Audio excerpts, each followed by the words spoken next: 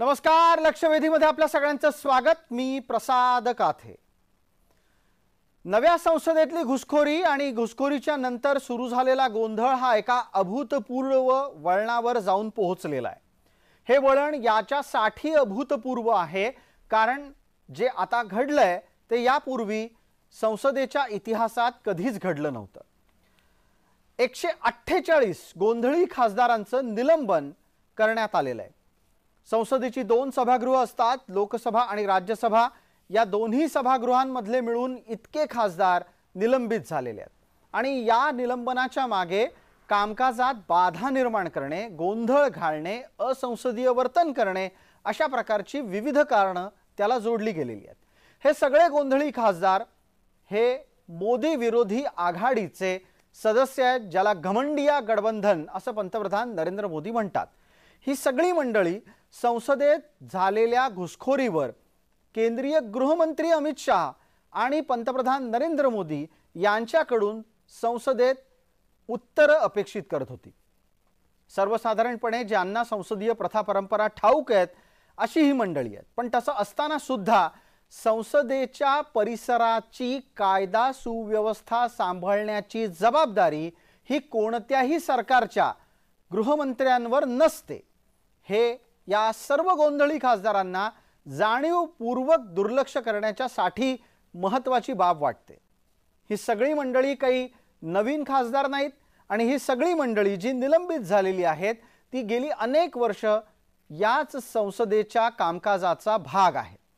विशेष म्हणजे यात संपूर्ण संसदेच्या कामकाजाच्या निमित्तानं विद्यमान सरकारला घेरण्याच्यासाठी केली गेलेली ही रणनीती असू शकते, पण त्याच्या आड नव्या संसदेची अप्रतिष्ठा करण्याच्यासाठी जर कोणी कोणत्याही प्रकारचं षडयंत्र आखत असेल तर ते कितपत योग्य आहे हेही तपासायला हवं।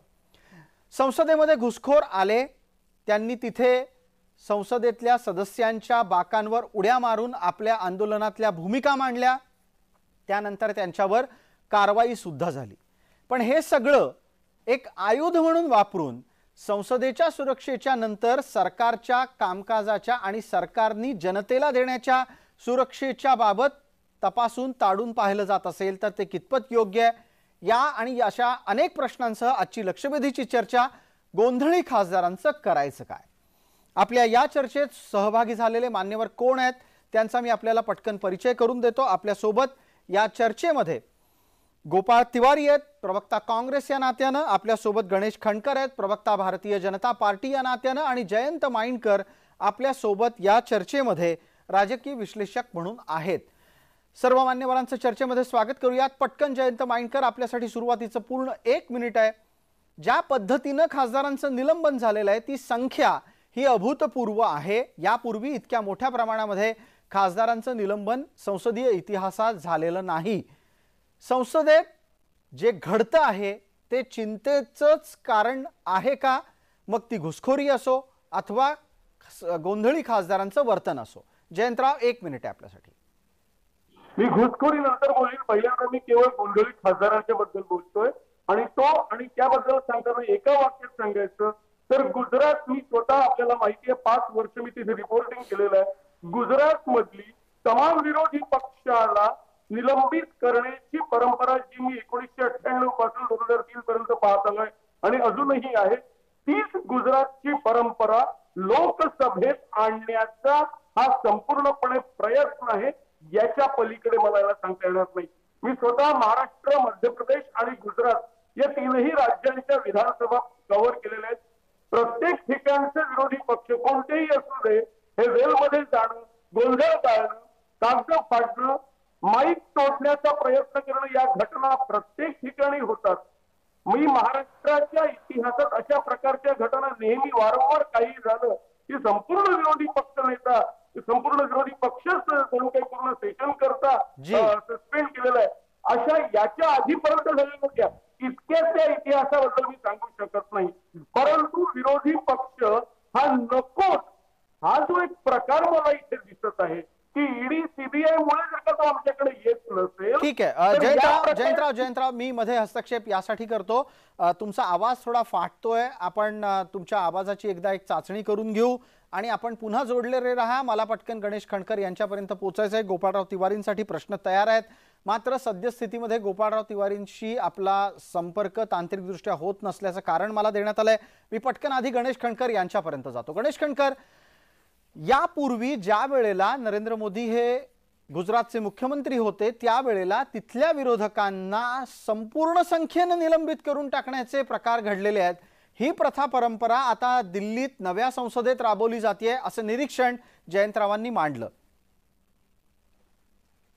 बघा, असं आहे की जयंतराव काय म्हणतात, तर हे जयंतरावांचं जे निरीक्षण त्यांनी गुजरातच्या विधानसभेबद्दल दिलेलं आहे, तर असं आहे की गुजरातच्या विधानसभेचा म्हणजे रेफरन्स त्यांनी दिल्लीच्या लोकसभेला देऊ नये अशी माझी त्यांना विनंती आहे.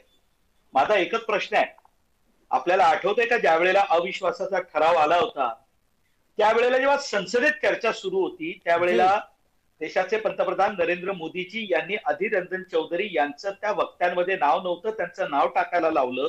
आणि दुसऱ्या दिवशी ज्यावेळी अधीर रंजन चौधरीजींनी भाषण केलं त्यावेळेला त्यांनी काय भाषेचा प्रयोग केला हे अख्ख्या देशाला माहिती आहे. त्यांनी काय शब्द वापरले, म्हणजे असं संसदीय भाषेमध्ये किंवा संसदेमध्ये भाषण करताना अशा शब्दांचा उपयोग करायचा नसतो. महत्वाचा विषय असा आहे की जी घटना घडली ती घटना देशाच्या समोर आणण्याची एक चांगली पद्धत असू शकते. दुर्दैव असं आहे की काँग्रेसकडे आज संसदेमध्ये विषय मांडण्यासाठी न वक्ता आहे, ना चेहरा आहे, ना त्यांच्याकडे याची एक सिस्टीम आहे. त्यांचे राजपुत्र विषय मांडू शकत नाहीत, त्यांचे नेते संसदेत पोहोचू शकत नाहीत. हे काँग्रेसचं दुर्दैव. आणि मग काय करायचं, तो गोंधळ घालायचा.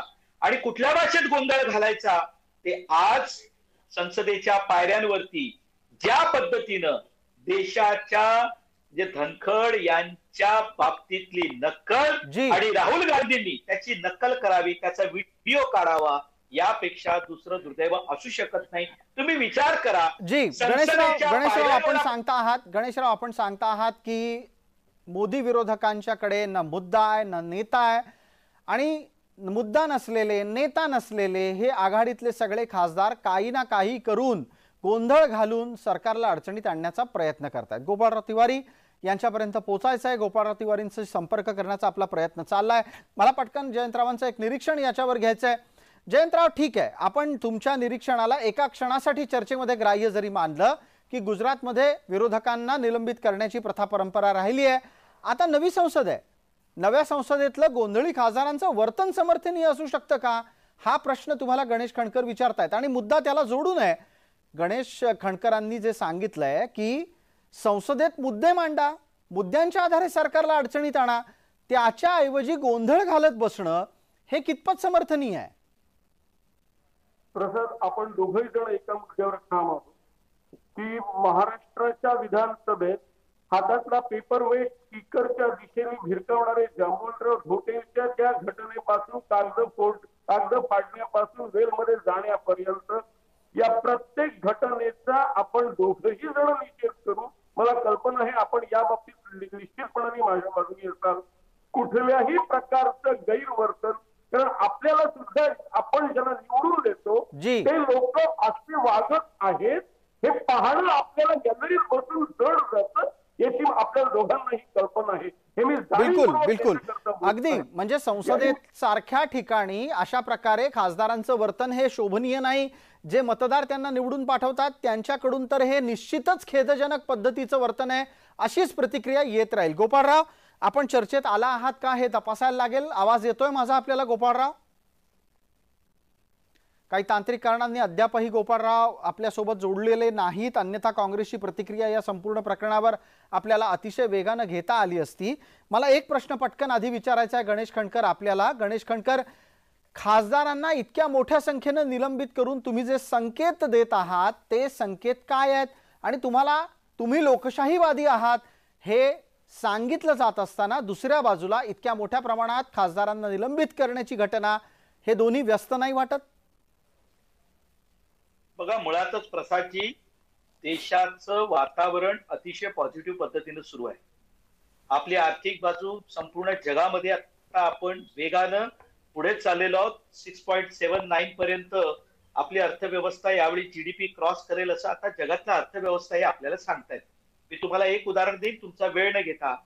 1998 साली ज्या वेळेला अटलजींचं सरकार एका मतानं पडलं, त्या दिवशी त्या संसदेच्या वेळेला लालू प्रसाद यांचं भाषण एकदा आवर्जून ऐका. त्यांनी अटलजींच्या बाबतीत त्यांच्या त्या गमतीशीर पद्धतीमध्ये बोलताना त्यांनी उच्चारलेली वाक्य, किंवा नितीश कुमार यांच्या बाबतीत त्यांनी उच्चारलेली वाक्य, किंवा अडवाणी यांचा त्यांनी केलेला उल्लेख, हा नीट आठवा. सत्ताधारी बाकांवरनं तो शांतपणे ऐकला गेला. आम्ही सुद्धा विरोधी पक्षात होतो ना, पण आम्ही त्या शब्दांचे वार करत होतो. एकमेकाला हसत खेळत संसद समोर जात होती. आज ज्या पद्धतीनं चाललेलं आहे, मला सांगा असं आहे की ठीक आहे आम्ही चुकीचं करत असू, अहो जनता निर्णय करेल ना. सगळे निर्णय काँग्रेस पक्ष का करतोय? काहीतरी तर जनतेवर सोडा. आम्ही चुकत असलो तर जनता निर्णय करेल ना. जी, गणेश कंकार, गोपाळराव तिवारी जोडले गेलेत. मला आपल्याला थांबावं लागतंय. गोपाळ तिवारींचं उत्तर लागेल आपल्यावर. गोपाळराव, आवाज येतोय. इथे मुद्दा काही स्पष्ट पद्धतीनं समोर येत आहेत जे काँग्रेसच्या बद्दल आहेत, आणि आता या घडीला गमंडीय गठबंधन ज्याला पंतप्रधान नरेंद्र मोदी म्हणतात, त्या आघाडीचं नेतृत्व काँग्रेसकडे आहे. त्यामुळे काही प्रश्न थेट आपल्यासाठी आहेत. माझा आवाज आपल्यापर्यंत पोहोचत असेल तर आपण उत्तर द्यावं, म्हणजे मी प्रश्न विचारेन. हो, आता यायला लागला इतक्यात. जी जी, आता आपण दिसतही आहात, आणि आपला आवाजही नीट येतोय. फक्त स्पष्ट, सरळ, थेट समोर कॅमेराकडे बघून बसा, म्हणजे तिरके आपण बसणार नाही. मला आपल्याला असं विचारायचंय गोपाळराव, तुम्ही संसदेत झालेल्या घुसखोरी प्रकरणी केंद्रीय गृहमंत्र्यांकडून उत्तर का मागत आहात? बघा, देश की सुरक्षा सुरक्षित हाथों में, नंतर सुरक्षा की गारंटी साबित हो गई. हे सगळं हे जे प्रकार आहेत, आणि देशाच्या पार्लमेंटवर जेव्हा जेव्हा काँग्रेस सत्तेवरनं बाहेर जाते तेव्हा अशाला हिंदू आक्रोश, हिंदूंवर हल्ले, पुलवामा हल्ले आणि संसदेवर हल्ले असे प्रकार दुर्दैवाने होतात. आणि आपली स्वतःची संसद जिथं सुरक्षित ठेवता येत नाही आपल्याला, त्या ठिकाणी असे 5 जण तरुण त्या ठिकाणी त्या संसदेत येऊन त्या ठिकाणी हल्ला करतात, त्यांच्या मागण्या मांडतात, हुकुमशाहीच्या विरोधात आवाज उठवतात, एवढे धुराच्या कांड्या सोडतात. आणि ह्याविषयी एवढी अक्षम्य चूक असताना जर गृहमंत्र्यांकडनं जर याचा खुलासा नाही मागायचा तर कृषी मंत्र्यांकडनं मागायचा का व्यापार मंत्र्यांकडनं मागायचा, कुणाकडनं मागायचा? आणि जर त्या अमित शहा गृहमंत्र्यांना जर स्वतःचं उत्तरदायित्व जर समजत नसेल की किमान याच्याविषयी आपण काही खुलासा करावा, तर असे गृहमंत्री देशाला काय उपयोगाचे? आणि अशा गृहमंत्र्यांचं ओझं देशाने कशाला घ्यावं? आज जेव्हा जेव्हा मोदी संसदेच्या पायरीवर डोकं ठेवतात, संसदेला, लोकसभेला अभिवादन करतात, मात्र कृती मात्र अगदी त्याच्या उलटी करतात. संसदेचे अधिकार संपुष्ट आणण्याचा प्रयत्न करतात, लोकशाही पायदळी सोडवण्याचा प्रयत्न करतात. बाहेर जाऊन आपण स्वतःची पाठ चुकवून देतो, मदर ऑफ डेमोक्रेसी. आणि 125 खासदारांना, ज्या जनतेने तुम्हाला निवडून दिले, त्या जनतेने या खासदारांना, विविध पक्षाच्या खासदारांना प्रश्न विचारण्याकरता निवडून दिले, आणि त्यांना तुम्ही सरळ बाहेरचा रस्ता दाखवता. ही उत्तरदायित्वाची काय जबाबदारी आहे का नाही? बरं, याच्यातला एक तांत्रिक मुद्दा आपल्या समोर उपस्थित करतो. गोपाळराव, आपल्या या मुद्द्यांवर गणेश खंडकरांना उत्तर द्यायचं आहे, मी त्यांना संधी देईनच.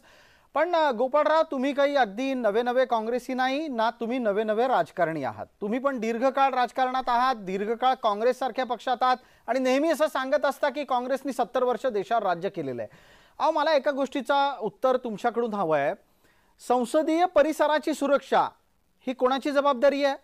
त्याचं उत्तर संसदेत देण्यात आलेलं आहे. संसदीय परिसराची सुरक्षा ही संसदेच्या, म्हणजेच पर्यायानं सर्वोच्च सभागृहाच्या अध्यक्षाची जबाबदारी असते.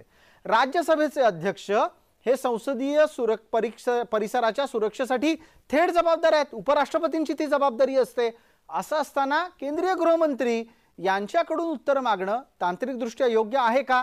कारण तुम्ही ज्या वेळेला संसदीय सुरक्षेच्या बाबत केंद्रीय गृहमंत्र्यांकडून उत्तर मागाल तेव्हा संसदीय अधिकारांचा तो अधिक्षेप ठरतो, जे होऊ देणार नाही असं थेट संसदेत मांडलं गेलेलं आहे. तुम्हाला ही तांत्रिक आणि कायदेशीर संमत व्यवस्था जी पंडित नेहरूंपासून चालत आली आहे मान्य नाहीये का? नाही, बिलकुल मान्य आहे.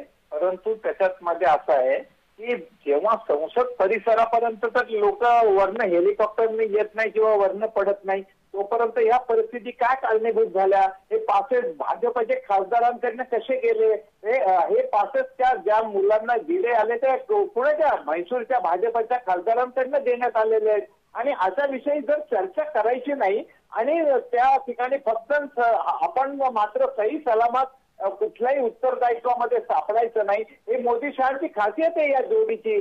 पूर्वी पण देशात अनेक पंतप्रधान झालेले आहेत, विविध पक्षाचे झालेले आहेत, इतका बेजबाबदारपणा कधी कोणी दाखवलेला नाहीये.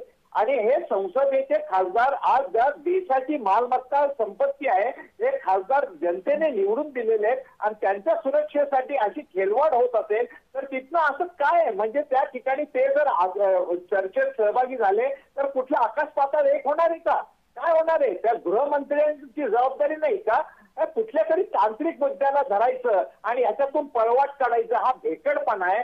देशासमोर अनेक प्रश्न आहेत आणि या प्रश्नाला उत्तर द्यायची यांची मानसिकता नाही. यांना अनेक महत्वाचे बिल मान्य करायचे आहेत. काल झालेलं पोस्टाचं बिल खूप गंभीर आहे. तुम्हाला सांगतो प्रसादजी, या लोकांना येन केन प्रकारे बाहेर हाकलवायचं काहीतरी कारण करून. आणि पोस्टाच्या बिल मध्ये काल भयानक कालच्या त्या ठिकाणी विधेयक बघा, या पोस्ट सर्वसामान्य जनतेसाठी पोस्ट खातं जे वापर करतो त्यांचे अनेक नियम बदलण्यात आले त्या ठिकाणी. आणि खासगी कोरिअरना अनुकूल आणि यामध्ये हस्तक्षेप करणारं, लोकांच्या प्रायव्हसीमध्ये हस्तक्षेप करणारे बिल काल मंजूर झाले. अगं जनतेचे डोळे उघडणार कसे चर्चा नाही झाले तर?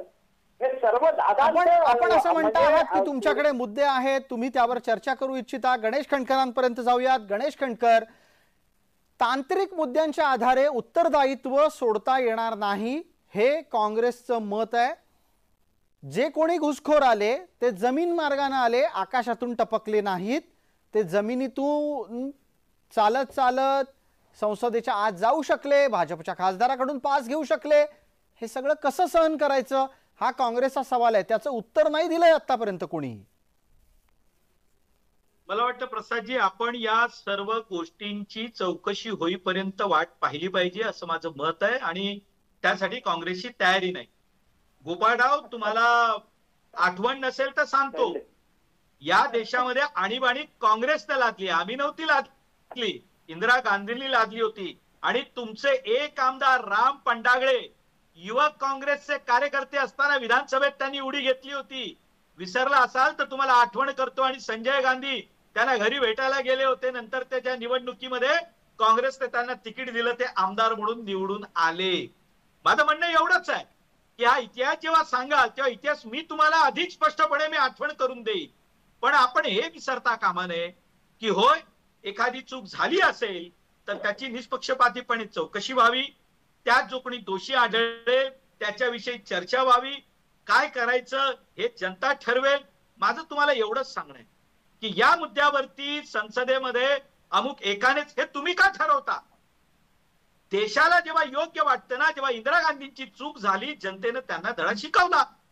संसदेमध्ये जर काही विषय चुकला असेल तर तो कुणी मांडायचा याचे स्पष्ट संकेत आहे. आणि ते जर चुकत असेल तर या देशाची लोकशाही ही प्रगल्भ झालेली आहे, एवढं तुम्हाला सांगतो. सगळे निर्णय काँग्रेसचे का करायचे? ही काय तुमची काँग्रेस पार्टी नाही आहे की गांधी कुटुंबाने सांगायचं, हाय कमांड म्हणून सांगायचं आणि अख्ख्या देशाने ऐकायचं? हे तुमचं सरकार नाही, हे मी स्पष्ट करू इच्छितो. संकेत चुकले तर देश आम्हालाही माफ करणार नाही. पण तोपर्यंत थांबण्याची तुमची वृत्ती का नाहीये? तुम्ही का बरं संकेत सगळे पायदळी तुडवतात? का तुम्ही थांबत नाही आहात? तुम्ही म्हणाल तशी संसद चालली पाहिजे असं तुमचा आग्रह काय? का तुम्ही दरवेळेला म्हणताय? म्हणजे हे समजण्याच्या पलीकडे. गोपाळराव, याचं उत्तर पटकन आपल्याकडून अपेक्षित करतो. 1 मिनिटासाठी मला त्यानंतर आपल्या सोबत असलेल्या जयंतरावांपर्यंत पोहोचायचं आहे. वेळेची मर्यादा आहे प्रत्येकाला. गणेशजींना चर्चेच्या मुद्द्यांपासून पळ काढायचा युक्तिवाद चांगला जमतो, त्याचं मी त्यांचं कौतुक करतो. मुद्दा असा आहे की येऊन जाऊन गांधी कुटुंब, अहो कुटुंब ही संकल्पनाच उत्तरदायित्वाची आहे. पती पत्नीच्या नात्यामधनं ते अकाउंटेबिलिटी, उत्तरदायित्व निर्माण होतं. आणि प्रभू रामाचं राम घेतो तर प्रभू रामाचा आदर्श हा कुटुंबाचा, परिवारवादाचा आहे. राम, लक्ष्मण, सीता, भरत, हे सगळं कसं झालंय? आपण ज्यांचं नाव घेतो त्यांचं प्रेमात संस्कार तर पाळले पाहिजेत ना, किमान शिकवणूक तर आपण आपल्या ठाई ठेवली पाहिजे. आता मुद्दा असा आहे की हे वारंवार म्हणतात की लोकांना ठरवून द्या, तुम्ही कसे ठरवतात? अहो ते एवढ्या खासदारांना जर निलंबित केलं त्यांनाच ठरवून द्या ना. त्यांना तुम्ही निलंबित का करता? त्यांना प्रश्न विचारण्यापासून बाहेर का पाठवता? आणि तुम्हाला पाहिजे ते बिल का मान्य करून घेता? तुम्हाला ती आडकाठी आहे, त्या बिलाची भीती आहे तुम्हाला. तुमचे नियत आणि नियती साफ नाहीये, त्याच्यात कटुता आहे, कुटिलता आहे, कुठे राजनीती आहे. म्हणून तुम्हाला या त्या मार्गाने यांना बाहेर काढायचंय. आणि हे देश बघतोय, देशाचा अपमान आहे हा. याच्यावर गोपाळराव एकच मिनिट, आपल्याला पटकन वेळ मर्यादेमध्ये गणेश खंडकरांना पटकन बोलतं करायचंय. खरं तर जयंत माइंडकर यांच्यापर्यंत पोहोचायचं होतं, काही तांत्रिक कारणांमुळे जयंत माइंडकरांचा संपर्क बाधित झालाय, त्याच्यामुळे मी आत्ता हा वेळ गणेश खंडकर आपल्याला देतो. गणेश खंडकर, समजा ही माणसं गोंधळ घालतायत, तुम्ही सभागृह तहकूब नसतात करू शकलात, तुम्ही संसदेचं अधिवेशन अधिक काळासाठी तहकूब करून या निलंबनापासून आणि निलंबनातून निर्माण होणाऱ्या वादापासून स्वतःला वाचू शकला असतात का? बघा प्रसादजी, मी म्हणतो म्हणून नाही, पण तुम्ही गेल्या 10 वर्षामध्ये एकूण संसदेच्या कार्यकाळामध्ये काँग्रेसच्या वर्तनाचा प्रसादजी तुम्ही अभ्यास करू शकता. बघा, आम्ही विरोधी पक्षात होतो, पण त्यावेळी विरोधी पक्षामध्ये असताना तिथे अरुण जेटली, सुषमा स्वराजजी, मुरली मनोहर जोशीजी, स्वतः अडवाणीजी, अटलजी विरोधी बाकांवर बसत असत आणि संसदेमध्ये चर्चा होत असे, सरकारला घाम फोडण्याचं काम करत होते. आणि त्यावेळी प्रणब मुखर्जी हे मध्यस्थीचं काम करायचे. संसदेची एक परंपरा होती, ती आपण चालवली होती. होय, गोंधळ आम्ही घातला होता ना. भारतीय जनता पार्टीच्याही खासदारांनी विविध मुद्द्यांवर सरकारला घेण्याचा प्रयत्न केला होता, पण ज्या वेळेला चर्चा होत असे त्यावेळी आम्ही आमचं मत मांडत होतो. मला सांगा, तुम्ही एखाद्या खासदाराचं नाव काँग्रेस पक्षानं सांगावं की हे आमच्या वतीने बाजू मांडतील. त्यांचे नेते अधीर रंजन चौधरी अविश्वासाच्या प्रस्तावावर ते काँग्रेस पक्ष त्यांना बोलू सुद्धा देत नाही. कोण बाजू मांडणार, कोण सरकारचे आक्षेप करणार? यांचे युवराज संसदेमध्ये जेव्हा त्यांना वेळ मिळतो तेव्हा येतात आणि हे देशाच्या पंतप्रधानांना जाहीर सभांमध्ये चोर म्हणून त्यांचा उल्लेख करतात. हे बघा, मनमोहन सिंगांवरती आक्षेप आम्ही सुद्धा घेतले असतील. ठीक आहे, मुद्द्यावर येणं गरजेचं आहे. आपल्याला आत्ताच्या घडीला गोंधळी खासदारांच्या चर्चेच्या मुद्द्यापासून दूर जाता येणार नाही. प्रचारातले मुद्दे आपण इतर वेळेलाही घेऊ शकतो. मला पटकन या निमित्तानं गोपाळराव तिवारींपर्यंत पोहोचायचं आहे. गोपाळराव, जो माझा मुद्दा आहे आपण त्याच्यावर उत्तर देणं अपेक्षित आहे. आपण असं म्हणता की जेव्हा भारतीय जनता पार्टीचं सरकार असतं त्याच वेळेला संसदेमध्ये घुसखोरी होते. प्रत्यक्षात इतिहास असं सांगतो की यापूर्वी जेव्हा भाजपचं सरकार नव्हतं त्याही वेळेला अनेकदा अशा प्रकारची घुसखोरी झालेली आहे. पण त्यावेळेला कधीही इतिहास सांगतो भारतीय जनता पार्टीनं तत्कालीन पंतप्रधान आणि तत्कालीन गृहमंत्र्यांकडून उत्तर मागितली नाहीत. संसदेच्या परिसराची सुरक्षा ज्यांच्यावर आहे त्यांच्याकडून उत्तर मागितली. परिपक्व राजकारण कोण करतंय? गोपाळराव, माझ्या माहितीमध्ये 13 डिसेंबर 2002 1 का 2 आणि आता परवाचा 13 डिसेंबर 2023 या अधिकृत संसदेवर हल्ला झालेल्या घटना माझ्या माहितीत आहेत. तुमच्या समोर कुठले प्रसंग असतील ते तारीख निश्चित सांगा, मी त्याचं उत्तर देतो. दुसरं, ह्या संसदेमध्ये हे चर्चेचं सांगतात, मणिपूरमध्ये एवढा भीषण अत्याचार आणि एवढं मणिपूर पेटलं असताना मणिपूरचं पंतप्रधान बोलत नव्हते आणि दुर्दैवानं फक्त पंतप्रधानांनी बोलावं म्हणून अविश्वास ठराव आणावा लागला. गोपाळराव मुद्दा नाही आता. आणि मणिपूरवर गृहमंत्र्यांनी उत्तर दिलंय, पंतप्रधान स्वतः त्यावर बोललेले आहेत. मोठं भाषण आहे दोघांचं, 45 मिनिटं आपल्याला त्याच्यामधली सापडू शकतात. गोपाळराव, आत्ता वेळेची मर्यादा आहे. मला एकच सांगा, यापूर्वी जेव्हा संसदेत लोक घुसली त्यावेळेला जबाबदारी ही संसदेच्या अनुषंगानं संबंधित व्यक्तींवर होती. आता ती केवळ आणि केवळ सरकारवर का ढकलली जाते? मी बोलू? बिलकुल गोपाळराव, 30 सेकंद आहेत, कृपया वेळेत बोला. ऐका 26/11च्या देशात जो हल्ला झाला, अतिरेकी हल्ला, त्यावेळेला नैतिकता पाळून शिवराज पाटलांनी राजीनामा दिला आणि त्यावेळेला संपूर्ण देश पॅनिक झाला होता. आपण बघत होतो हेलिकॉप्टर मधनं ताज हॉटेलमध्ये अतिरेकी कसे घुसले. त्यावेळेला हे तत्कालीन गुजरातचे मुख्यमंत्री अतिरेकी हेलिकॉप्टर मधून नाही घुसले गोपाळराव, कमांडो घुसले होते हेलिकॉप्टर मधून. काहीतरी गोंधळ झालाय, थोडा तपशील सुधारायला हवा आपल्याला. गणेश खंडकर काही बोलतात. गणेशजी 30 सेकंद कृपया. हेलिकॉप्टर मधून अतिरेकी कधी घुसले मला माहित नाही, तुम्हाला माहितीये का गणेश खंडकर? हे बघा प्रसादजी, ते चुकीचं उदाहरण देत आहेत. शिवराज पाटलांनी एका दिवसामध्ये 2 तासाच्या अंतरात 4 वेळा कपडे बदलले आणि हे मीडियाने उचलून धरल्यानंतर शिवराज पाटलांचा राजीनामा घेतला गेला.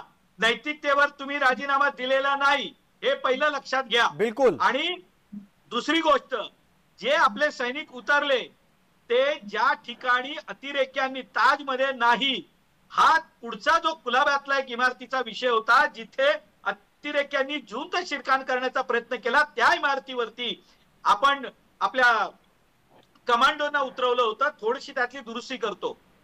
बिलकुल बिलकुल. आत्ताच्या घडीला वेळेची मर्यादा असल्यानं मला इथे ही चर्चा आटोपती घ्यावी लागते. अर्थात चर्चा ही संसदीय प्रथा परंपरा आणि तिथल्या सुरक्षेच्या जबाबदारीच्या अनुषंगानं कोणाच्या खांद्यावर यावर सुरू झाली होती ती वेगळ्या वाटेवर जाण्यापूर्वीच आटोपती घेतो. आपण सर्व मान्यवर चर्चेत सहभागी झालात त्याबद्दल आपले मनपूर्वक आभार. जयंतराव माइंडकर, आपला संपर्क वारंवार खंडित होत असल्यानं आज इतर अनेक प्रश्न आपल्यापर्यंत आणता आले नाहीत. तुर्तास आपण मान्यवर चर्चेत आल्याबद्दल आपले धन्यवाद. लक्षवेधीच्या या चर्चेत तुर्तास इतकंच. सर्व प्रेक्षकांना जय महाराष्ट्र.